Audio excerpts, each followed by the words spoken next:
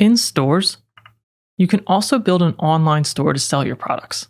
Unlike a regular website, a store adds e-commerce tools like product pages, inventory, and checkout. If you didn't use GoHighLevel, you might want Shopify for something like this, but here it's built right in, and you have a guide to walk you through the steps.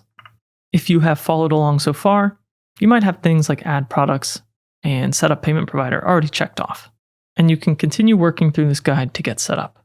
I'll close it. When you're ready, you can click New Store.